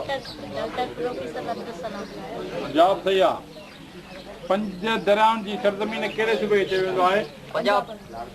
जवाब सही आहे। पाकिस्तान जो पहिरियों वज़ीर आज़म केरु हुयो? जवाब सही आहे। पाकिस्तान जो पहिरियों सदर केरु हुयो? जवाब सही आहे। 1962 जे दस्तूर में मुल्क जो नालो छा रखियो हुयो? पाकिस्तान जो मशहूर नारो पाकिस्तान का मतलब क्या? ला इलाहा इल्लल्लाह कंहिं ठाहियो? अब्दुल साहब पाकिस्तान जो पहिरियों सियाह जंहिं मोटरसाइकिल ते दुनिया सफ़र कयो उहो केरु हुयो? जवाब सही आहे। महिमान टीम मशरक़ी पाकिस्तान कॾहिं धार थियो? 71 वारी जंग खां पोइ। जवाब सही आहे। अब्दुल साहब पाकिस्तान जो पहिरियों चीफ जस्टिस केरु हुयो? जवाब सही आहे। करारदाद लाहौर कहिड़े करारदाद सां मशहूर थी? करारदाद पाकिस्तान। जवाब सही आहे। हेलो सर परे ॿुधायो बिस्मिल्लाह। ॿियो कहिड़ो नालो नालो ठीक है सुनता लो साईं थोरो नतीजो त ॿुधायो 2 मिंट मुंहिंजो। हिकिड़ो मिंट साईं। हिकु गुंजाइश अथनि। ॿ गुंजाइश साईं ये रिपीट कजो साईं। रिपीट कयो साईं ॿियो साईं ॾाढो साहब हां रिपीट कजो। अच्छा मिसबाह टीम जेका आहे मिर्ज़ापुर खां आयल महिमान आहिनि उन्हनि जी का बि ग़लती हिन महिल न कई आहे ऐं अब्दुल जेका टीम आहे उन हिकिड़ी ग़लती कई आहे ऐं ॿिनि ग़लतियुनि में गुंजाइश आहे। जॾहिं त मिर्ज़ापुर टीम खे 3 टीम ग़लतियुनि जी गुंजाइश हुई पर फैसले हिसाब सां जेको आहे त हाणे गुंजाइश कंहिं टीम खे न आहे हिकिड़ी ग़लती जी न आहे सर और हाणे चीफ जस्टिस हाणे फैसलो कयो न ॿुधाए किथे गुंजाइश आहे हा पोइ बराबरि थी वेंदो आहे इहो उसूल आहे त बराबरि थी वेंदो सवाल नंबर आहे महिमान टीम खां यौम फिदाई कई तारीख़ ते मल्हायो वेंदो आहे 6 या 27 अक्टूबर जवाब सही आहे अब्दुल साहब पाकिस्तान जे गवर्नर जनरल जा नाला ॿुधायो पाकिस्तान जे गवर्नर जनरलनि जा नाला ॿुधायो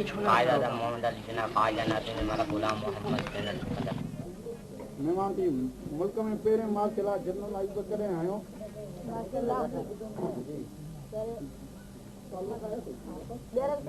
मुल्क में पहिरें मार्शल जनरल आयुब कॾहिं आयो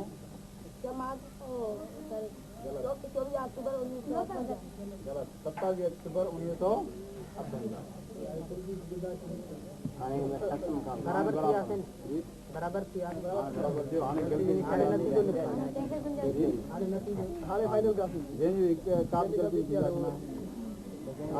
साहब गुलाम शाह कलोरो हज़रत अली रज़ियल्लाहु ताला अन्हु जे कहिड़े लक़ब सां नीरून कोट जो नालो हैदराबाद रखियो हैदर जे लक़ब सां जवाब सही आहे महिमान टीम पाकिस्तान जो पहिरियों सदर जंहिं मौलाना जोहर जे क़ब्र ते फातिहा पढ़ी केरु हुयो सदर अयूब कायद आज़म जी जान बची वञण जी ख़ुशीअ में अब्दुल साहब कायद आज़म जी जान बची वञण जी ख़ुशीअ में मुस्लमाननि यौम तशक्कुर कॾहिं मल्हायो जवाब सही आहे महिमान टीम मुस्लिम लीग जो नालो कंहिं तजवीज़ कयो मियां मोहम्मद शफी जवाब सही आहे अब्दुल साहब उर्दू ज़बान खे कॾहिं क़ौमी ज़बान करार ॾिनो हुयो 73 जवाब सही आहे महिमान टीम क़ौम अलामा इक़बाल खे कहिड़ा लक़ब ॾिना जवाब सही आहे अब्दुल साहब सर सैयद अहमद जो कहिड़ो नज़रियो हुयो हिंदुस्तान में क़ौम रहनि थियूं मुस्लमान ऐं हिंदू जवाब सही आहे महिमान टीम मुस्लिम लीग जो पहिरियों सदर कंहिंखे चूंडियो वियो सरागा खां जवाब सही आहे 1962 वारे दस्तूर 1962 वारो दस्तूर कंहिं ठहिरायो सदर अयूब जवाब सही आहे 1973 वारे दस्तूर में मुल्क जो सरकारी मज़हब कहिड़ो हुयो जवाब सही आहे अब्दुल साहब घणा साल मुल्क दस्तूर खां सवाइ हलंदो रहियो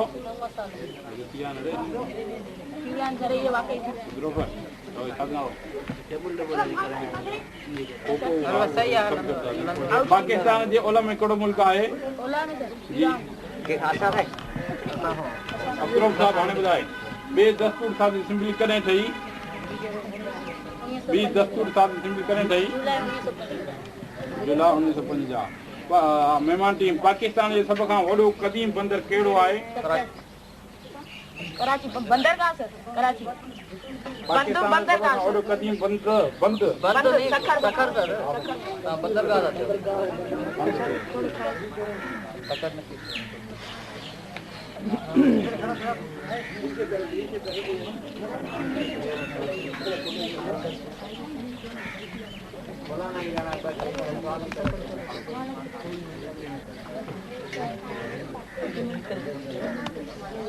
ओकड़ो मुल्क आहे जंहिं अक़वाम मुतहिदा में पाकिस्तान जे मेंबर थियण जी मुखालफ़त कई अफगानिस्तान जवाब सही आहे हकीमुल उम्मत ऐं शार मशरिक़ कंहिंजा लक़ब आहिनि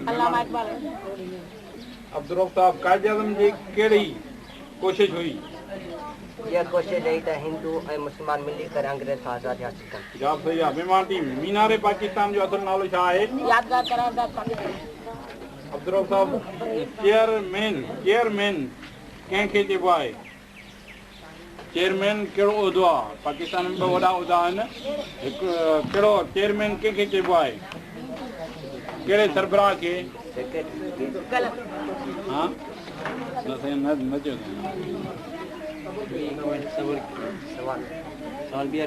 चेयरमैन कंहिंखे चइबो आहे चेयरमैन कंहिंखे चइबो आहे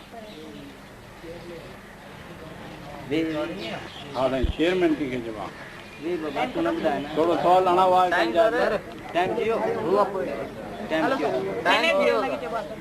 सेनेट जे सरबराह खे चेयरमैन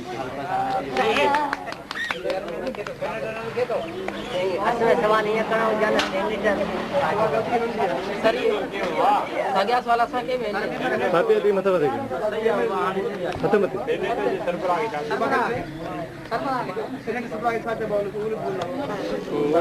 जनाब लियाकत अली भुट्टो गुज़ारिश कंदा अचे ऐं हिन जो नतीजो तकरीब सुवाल जवाब जो नतीजो आउट करे लियाकत अली भुट्टो।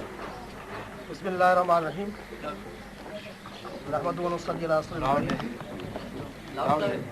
अॼु हिन 14 अगस्त जे ख़ुशीअ जे प्रोग्राम मौक़े ते हवा अची विया या देखो ॾाढी देर सां हेॾे अचो न अॻियों सुरीअ ते जा पई आहे उथी वञो हाणे उथी वञो हाणे सुरीअ 14 अगस्त जे हिन प्रोग्राम मौक़े ते मदरसा तालीमुल क़ुरान जिंदोदर तरफ़ां नौजवाननि जे लाइ ज़हनी प्रोग्राम तरतीब न वियो जंहिंमें 17 टीमुनि जेका शिरकत कई जंहिंमें 6 टीमूं ॻोठ जूं ऐं 1 टीम मिर्ज़ापुर खां आयल महिमान टीम हुई।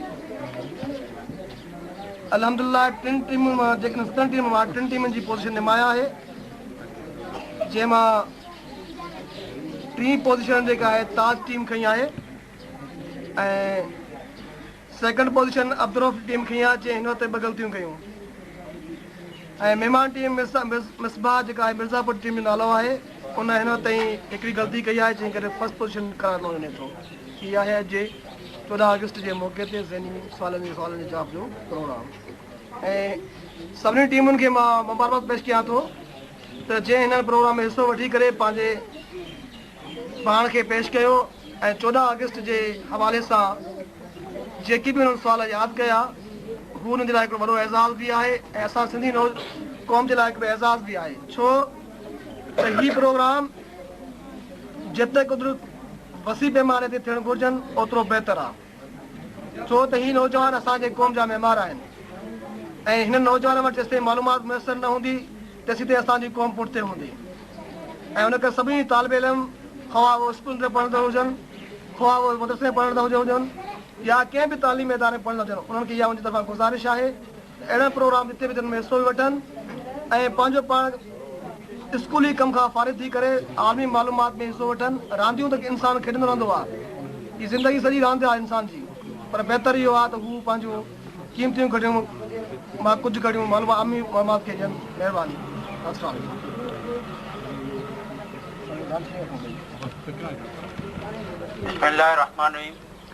इहो हिरा पब्लिक स्कूल जो प्रिंसिपल लियाकत अली भुट्टो जंहिं तव्हांजे हाणे नतीजो अटकियो असां सभिनी टीमुनि खे मुबारकबाद पेश कयूं था। हाणे असांजो जेको ॿियो मुक़ाबिलो आहे तक़रीरी मुक़ाबिलो आहे सबसे पहले पाकिस्तान या सबसे पहले इस्लाम। इन में जेके साथी आहिनि ज़हननि तयारु आहिनि त असांजो पहिरियों हिन मुक़ाबिले जो मुक़ररु आहे खलील अहमद जुणी जो जंहिंजो मौज़ू आहे सबसे पहले पाकिस्तान अचनि ऐं पंहिंजे मुल्क ते तक़रीर कनि। खलील अहमद जुणी।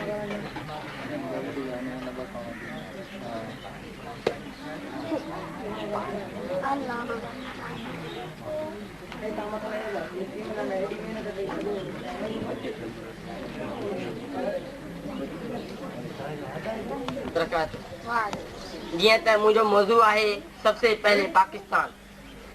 हाणे इन जा मां 4 दलील पेश करे पंहिंजी जॻह वठंदुसि। पहिरियों दलील इहो आहे त इस्लाम जी माना निमाज़ रोज़ो ज़कात हज न आहे। इहे त अमेरिका ऐं इंडिया ऐं भारत में पैदा थी सघनि था पर इस्लाम जो नालो आहे त उन मुल्क में इस्लामी सल्तनत ऐं इस्लामी स्टेट तयारु हूंदी तॾहिं उन मुल्क में असां निमाज़ रोज़ो ज़कात हज चङी तरह अदा करे सघंदा आहियूं। तव्हांखे ख़बर हूंदी त भारत में या अमेरिका में केतिरनि मुस्लमान खे उधई कमु नथा ॾियनि। इहो छाजे करे इस्लामी सल्तनत कोन्हे इस्लामी बादशाही कोन्हे इस्लामी शूर कोन्हे। तंहिं करे इन जे लाइ इन इस्लामी स्टेट जो हुजणु ज़रूरी आहे। जॾहिं असांखे हिकिड़ो मुल्क पंहिंजो वतन अलॻि जुदा हूंदो त असां उन में पंहिंजी बादशाही करे सघंदासीं। वज़ीर असांजा मुस्लमान हूंदा ऐं इन खां अलावा वज़ीर आज़म असांजा मुस्लमान हूंदा तॾहिं असांखे उहे इन जी तरफ़ लाड़ो रखंदा। जॾहिं जेकॾहिं असांखे हिकु इस्लामी रियासत न हूंदी ऐं असांखे रिज़्क़ ख़ुशीअ सां न मिली सघंदो त असांखे इस्लाम कीअं वणंदो। जॾहिं असांजी ज़िंदगी खुशहाल हूंदी तॾहिं असांखे इस्लाम जी ॻाल्हि वणंदी, तॾहिं असां निमाज़ रोज़ो ज़कात हज अदा करे सघंदासीं, तॾहिं असां हिन मुल्क में इस्लामी रियासत क़ाइमु करे सघंदासीं। सिर्फ़ु इन जो नालो न आहे त निमाज़ ऐं रोज़ो ऐं ज़कात हज कजे, बल्कि उनजो इहो नालो आहे त इस्लामी सल्तनत ऐं इस्लामी रियासत हुजे। उतां जो जेको बादशाह हुआ उहो मुस्लमान हुजे, तंहिं करे असां उन मुल्क में इहो इस्लामी निज़ाम क़ाइमु करे सघूं था। मुंहिंजो जेको ॿियो दलील आहे उहो इहो दलील आहे त जॾहिं काज़ी आज़म मोहम्मद अली जॾहिं पंहिंजा नुक़्ता पेश कया त हुन नुक़्तनि में ईअं चयो त हू हिते बि हिंदुस्तान में अंग्रेज़नि सां गॾु बि इस्लाम नाफ़िज़ करे सघे पियो, पर छो चई त असांखे अलॻि मुल्क हुजे? इन लाइ चई त जॾहिं असांखे वतन जो टुकड़ो हूंदो, अलॻि टुकड़ो हूंदो त असां हुते इस्लाम खे नाफ़िज़ करे सघंदासीं, असां पाण में उहे मुस्लमान खे विढ़ाए सघंदासीं। जेकॾहिं हिते असां हूंदासीं त अंग्रेज़ असांखे इहे कमु करणु न ॾींदा, हिंदू असांखे इहे कमु करणु न ॾींदा, हिंदुनि जी भाषाई हूंदी, हिंदुनि जो रोब हूंदो, असां इहे कमु कीअं करे सघंदासीं? तंहिं करे काज़ी आज़म चयो त वतन जो एतिरो टुकड़ो बि हुजे उहो असांखे मिले त असां हिन मुल्क में इस्लामी निज़ाम खे क़ाइमु कयूं। इहो हुयो मुंहिंजो ॿियो दलील। ऐं टियों दलील मुंहिंजो आहे त जॾहिं पाण करीम सल्लल्लाहु अलैहि वसल्लम जॾहिं कंहिं मुल्क खे फतह कंदा हुया या जॾहिं कंहिं मुल्क खे मथां हमलावर थींदा हुया त ईअं न कंदा त पहिरियां इन मुल्क में इस्लाम आणे पोइ हिनखे फतह कयूं, न, पहिरियां इन मुल्क में असां इन मुल्क खे कब्ज़े में करे पंहिंजे इस्लाम जे दायरे में आणे करे पोइ असां इन मुल्क में इस्लामी सल्तनत क़ाइमु कयूं, पोइ असां इन्हनि खे निमाज़ रोज़ो ज़कात हज सम्झायूं। जेकॾहिं इन्हनि खे वञण थो असां निमाज़ रोज़ो ज़कात हज सम्झाईंदासीं त उहे न सम्झंदा। जॾहिं इन में इस्लामी सल्तनत हूंदी, इस्लाम जो मुस्लमान बादशाह हूंदो, मुस्लमान वज़ीर हूंदो, तॾहिं असां उन्हनि खे जेको सम्झाईंदासीं उहा ॻाल्हि असां सम्झंदा। तंहिं करे सबसे पहले पाकिस्तान, जेकॾहिं पाकिस्तान हूंदो त पोइ ॿी ॻाल्हि थींदी, बाक़ी वतन जो टुकड़ो हूंदो त पोइ हुन में इस्लाम जा कानून असां नाफ़िज़ करे सघूं था। मुंहिंजा दोस्तो, तंहिं करे सबसे पहले पाकिस्तान, पोइ फिर इस्लाम।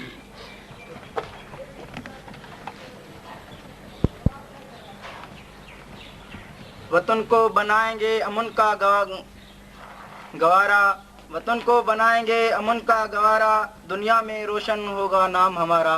इहो मुंतज़िम हल्का मोहम्मद बिन कासिम खलील अहमद जुणिजो जंहिं तव्हां ॼाणियो सबसे पहले पाकिस्तान जी मुद्दत तक़रीर कई। इन खां पोइ आहे असांजे जमे तलवार ॿिया जो अमीन ज़िला शिकारपुर ब्रादर रफ़ीक अमन शाह जे सबसे पहले इस्लाम जे मौज़ू ते तक़रीर कंदो। रफ़ीक अमन शाह। मौज़ू का उर्दू ऐं तक़रीर थी सिंधी में, इन करे तव्हां सबसे पहले न सभ खां पहिरें ई नालो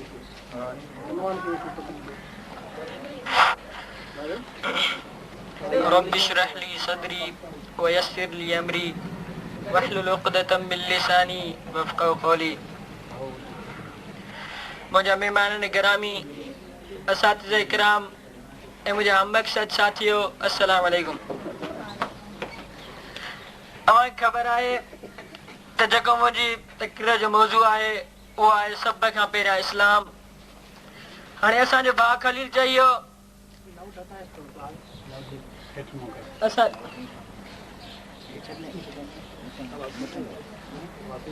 असांजो भाउ चयो त सभ खां पहिरियां पाकिस्तान ज़रूरी आहे।